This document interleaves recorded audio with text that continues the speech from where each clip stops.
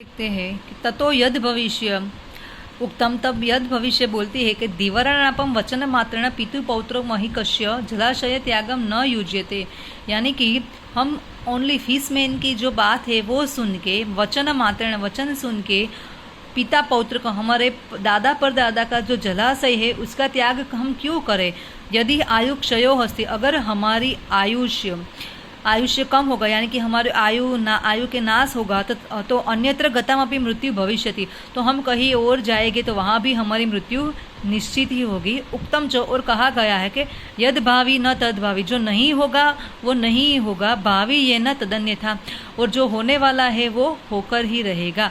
तो इति चिंतन विषयो अयम मगध किम न पियते, तो हम इसे चिंता का विष कह के हम क्यों जी रहे हैं। अतः तयो निश्चय ज्ञात्वा अनागत विधाता निष्क्रांत सह परिजनेन, फिर ऐसे सोच के अनागत विधाता जो है वो अपने परिवार के साथ दूसरे जलाशय में चली गई। द्वौ इमो तत्रौ जलाशय स्थित, और जो दो फिश थी फ्रेंड्स, कौन सी थी, यद भविष्य एंड प्रत्युत्पन्नमति, वो फिश दो जो है वो इसी जलाशय में रहती है।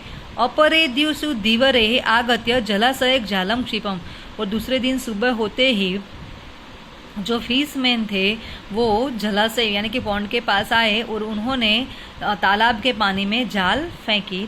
जाले न बद्ध, जाल में बधी हुई।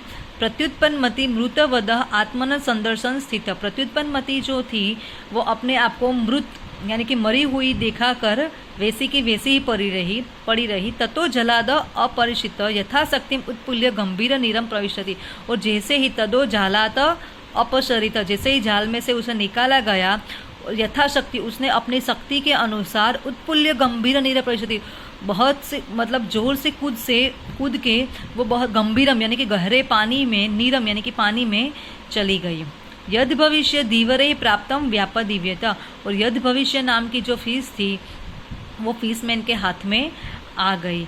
अतः जो उक्तम, इसीलिए ऐसा कहा गया है कि अनागत विधाता च प्रत्युत्पन्नमति तथा, अनागत विधाता जो अपने फैमिली को लेके दूसरे जलाशय में चली गई थी वो, और प्रत्युत्पन्नमति यानी कि जो अपने शक्ति के हिसाब से जंप लगा के गहरे पानी में कूद गई, वो दोनों द्वौ सुखेत मेध्यते, वो दोनों सुखी से रहती है। और यद भविष्य विनश्यति, यद भविष्य जो है वो मर जाती है। फ्रेंड्स, अनागत विधाता का जो नाम है, फिश का नाम, उसका मीनिंग ही ऐसा होता है कि अनागत विधाता, फ्यूचर को देख के जीने वाली। प्रत्युत्पन्नमति यानी कि जिसकी बुद्धि त्वरित निर्णय लेने वाली है वो, और यद भविष्य फ्यूचर में होगा उसको कोई नहीं टाल सकता, मतलब वो फिश के नाम के हिसाब से ही उसके स्वभाव जो है वो यहाँ पे दर्शाए गए हैं।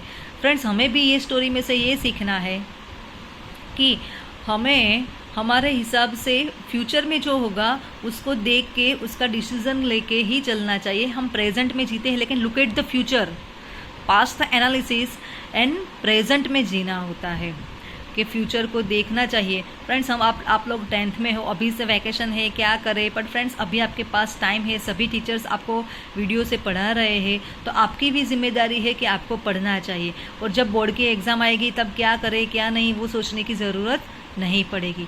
अगर आप में हाँ ऐसा है कि आपको प्रत्युत्पन्नमति की जैसी आपका माइंड है कि आप तुरंत निर्णय ले सकते हो और जो भी आप पढ़ा वो आपको याद रह सकते हो तो ठीक है, बट हमें धीरे धीरे टर्टल जैसे धीरे धीरे चल के भी आगे फर्स्ट रैंक में आ जाता है रेबिट से, उसी तरह हमें ये धीरे धीरे पढ़ के भी हमें आगे चलना है। तो हमें अभी से हमारे बोर्ड की फ्यूचर में जो होगा वो देखा जाएगा, लेकिन हमें हमारी प्रिपरेशन अभी से करनी चाहिए। फ्रेंड्स, इसी चैप्टर में से हमें यही सीख मिलती है। फ्रेंड्स, इसकी ग्लोसरी आपको पता है कि कैसे लिखना है, और इसके जो एक्सरसाइज वो सब जो है उसके फ़ोटो जो है वो आपको भेजती हूँ। इसमें MCQ संस्कृत क्वेश्चन आंसर जो है वही आपको लिखने हैं, जिसके फ़ोटो जो है वो मैं आपको सेंड करूँगी।